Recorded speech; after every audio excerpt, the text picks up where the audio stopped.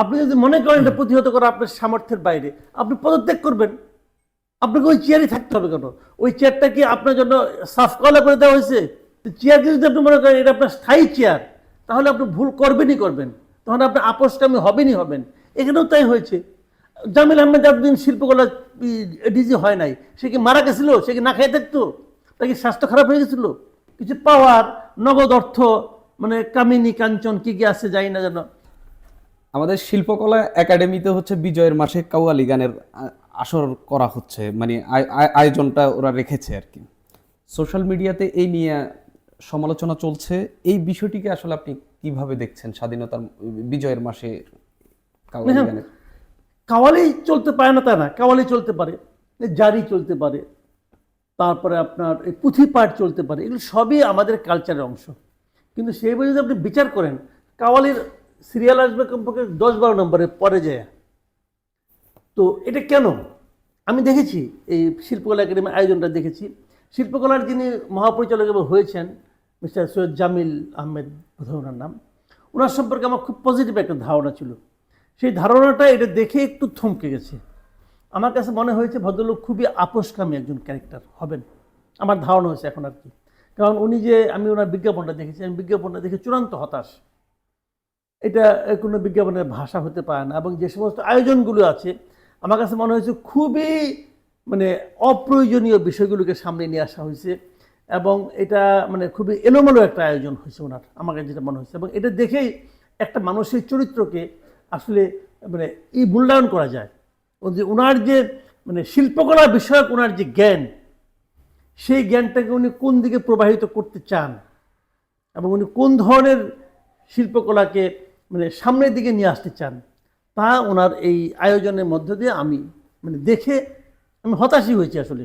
যে এই ধরনের লোকের হাতে আমাদের শিল্পকলা কতটুকু নিরাপদ, এটা নিয়েও আমার সন্দেহ আছে। শিল্পকলা সংস্কৃতি বিষয়ক মন্ত্রণালয় যেটা আছে, না ফারুকী সাহেব দায়িত্ব পেয়েছেন, এই ভদ্রলোককে আমি ব্যক্তিগতভাবে পছন্দ করি, মানে ওনার কাছে আমার সবসময় মনে করি উনি কিছুটা প্রগতিশীল ব্যক্তি। কিন্তু উনি এটা দেখেছেন কিনা, দেখলে ওর কোনো অ্যাকশন নেবেন কিনা, সেটাও আমরা অপেক্ষা করব দেখার জন্য। যদি উনি এটা এই ব্যাপারে যদি আরও যদি এটা ওনার কারণে হয়ে থাকে, তাহলে ওনার প্রতিও আমার সমালোচনা থাকবে।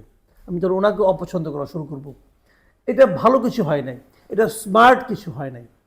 যে আয়োজনটা এটা একদমই স্মার্ট কিছু না। উনি কাওয়ালি দিয়ে শুরু করেছেন। কাওয়ালি আমাদের দেশে যে খুব একটা মানে জনপ্রিয় একটা মাধ্যম আমাদের শিল্প সংস্কৃতির, এটা আমি মনে করি না। কাজেই উনি করেছেন হয়তো বিশেষ কোনো একটা গোষ্ঠীকে খুশি করার জন্য করেছেন। কারণ কাওয়ালির সঙ্গে একটা মানে ধর্মীয় একটা কালচারে একটা সম্ভব আছে, একটা মানে আপনার যোগসূত্র আছে। কাওয়ালি তো সাধারণত উর্দু টুর্দু থেকে আগে আসতো। তো ওই ধরনের কিছু একটা আছে, পাকিস্তান প্রেমও থাকতে পারে, আমি জানি না। তো হয়তো তাদেরকে হ্যাপি করতে চান, সেই গ্রুপটা তখন পাওয়ারফুল। এবং পাওয়ারফুল বলেই তো ওনারা বলেই তো নাটক পর্যন্ত ওনাকে বন্ধ করতে হয়েছে। উনি একটা নাটক চলমান অবস্থায় বন্ধ করে, বাংলাদেশের ইতিহাসে এমন ঘটনা দ্বিতীয়বার ঘটে নাই যে একটা মঞ্চ নাটক লোকের টাকা দিয়ে টিকিট কেটে ভেতরে ঢুকেছে, সেটা বাইরের কয়েকজন লোক এসে নিয়ে এটা নিয়ে হইচই আপত্তি করছে। তার নাটক নিয়ে না, নাটকের একজন ওই নাট্য দলের একজন সদস্যের একটা স্ট্যাটাস নিয়ে আপত্তি করছে। এরকম বালখিল্যপূর্ণ একটা আচরণের কাছে উনি নতজানু হয়েছেন। এই দায়ও ওনাকে সারা জীবন বহন করতে হবে। উনি কিন্তু নাটকের লোক। কাজে এই দায় উনি কেন বহন করতে চাচ্ছেন আমি জানি না। কাকে খুশি করার জন্য বহন করতে চাচ্ছেন তাও জানি না। বয়স হয়েছে ওনার, যথেষ্ট বয়স হয়েছে। আমি মনে করতাম যে বড় যখন বয়স হয়ে যায় তখন তার সাহস বেড়ে যায়। সেভাবে আমার তো আর কারো কাছে কোনো দেওয়া মানে দেনা পাওনার কিছু নেই। আমি ওইভাবে বিবেচনা করি। আমার বয়স যত বাড়তেছে আমি মনে করি আমার সাহস তত বাড়তেছে। কারণ আমি মনে করি কি, এখন আমার কি করবে, মারবে, মেরে ফেলা, আমি তেমন মরতে পারি, অনেক দিতে পাচ্ছি। এটা বয়স্কদের আমাকে সাহস থাকাটা স্বাভাবিক বলে আমি মনে করি। কিন্তু সেই জিনিসটা ওনার মধ্যে কিছু উল্টা, উনি আপোষকামী হয়ে যাচ্ছেন। এটা হতাশাজনক।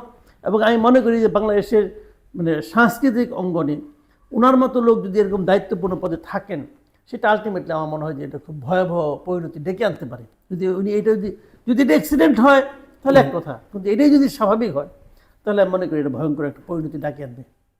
একই সঙ্গে কি এটা একটা চাপের কারণেও হতে পারে? চাপটা কেন বলছি, যে এই ওই যে নাটক বন্ধ করার যে বিষয়টা, ওটা নিয়ে হচ্ছে এই জামিল সাহেবের বিরুদ্ধে এক ধরনের একটা অভিযোগ ছিল যে হচ্ছে যাতে নাটকটা বন্ধ করা হয়।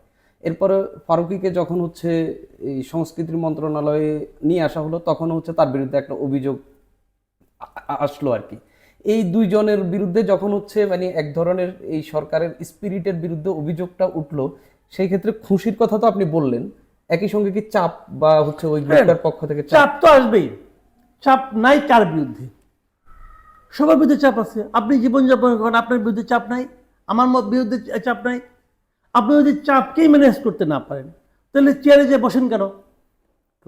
আপনি চাপকে ম্যানেজ করতে হবে, আপনি চাপকে প্রতিহত করতে হবে। আপনি যদি মনে করেন এটা চাপ, তাহলে আপনি প্রতিহত করবেন। আপনি যদি মনে করেন এটা প্রতিহত করা আপনার সামর্থ্যের বাইরে, আপনি পদত্যাগ করবেন। আপনাকে ওই চেয়ারই থাকতে হবে কেন? ওই চেয়ারটা কি আপনার জন্য সাফ কলা করে দেওয়া হয়েছে? তো দেওয়া হয় নাই। আপনি পছন্দ মনে করেন থেকে আমি কাজ করতে পারছি না, আপনি ব্যাক করবেন, বলবেন অন্য কেউ করুক, আমি করবো না। ওই চেয়ার ছাড়লে কি আপনার জীবন জীবন সব ধ্বংস হয়ে যাবে? এত লোভ কেন থাকবে চেয়ারের প্রতি? পৃথিবীর কোনো চেয়ার কোনো ব্যক্তির জন্য স্থায়ী নয়। এই জিনিসটা যদি কেউ চিন্তা করতে না পারে, তার চেয়ারেই বসা উচিত না। তার চেয়ারেই বসা উচিত না। চেয়ারে বসার সময় আপনাকে মাথায় রাখতে হবে, এই চেয়ারে বসে থাকবো না সারাদিন। আমরা কি চেয়ারে সারাদিন থাকি যে বিছানায় যে ঘুমাই না? ঘুমাই তো। চেয়ারকে যদি আপনি মনে করেন এটা আপনার স্থায়ী চেয়ার, তাহলে আপনি ভুল করবেনই করবেন, তখন আপনি আপোষকামী হবেনই হবেন। এখানেও তাই হয়েছে। জামিল আহমেদ যতদিন শিল্পকলা ডিজি হয় নাই, সে কি মারা গেছিল? সে কি না খেয়ে থাকতো? তার কি স্বাস্থ্য খারাপ হয়ে গেছিল? হয়নি তো। তো বরঞ্চ ওখানে যেই ওনার স্বাস্থ্য খারাপ হবে, ওখানে যেই ওনার বদনাম হবে। এখানে যখন প্রথম ওনাকে দিল, আমি অত্যন্ত আনন্দিত হয়েছিলাম যে এই এতদিন পরে একজন যোগ্য লোক আসছে।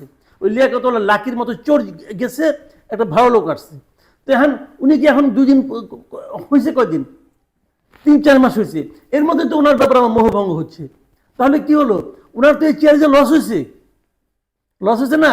আমার মতো একজন লোককে সাথে হারাইছে, তাকে তো আমি আগের মতো পছন্দ করা শুরু করছি না। তাহলে তাহলে কি হলো? অনেকেই তারা এরকম হচ্ছে। তাহলে লাভটা কি? বিনিময় সে কি পাচ্ছে? কিচ্ছু পাচ্ছে না। তাহলে সে যদি বলতো যে আমি আমার নীতির সঙ্গে আপোষ করি নাই, চাপের সঙ্গে আপোষ করি নাই, কে কি মনে করলো করুক, তখন আমি বুঝতে পারতাম না, তাহলে ঠিক আছে। কিন্তু উনি তো তাও না। উনি যা কিছু করছেন, ওনাকে আমি এতদিন ধরে যেভাবে চিনি, তার সঙ্গে তো মিলে না। তার মানে কি?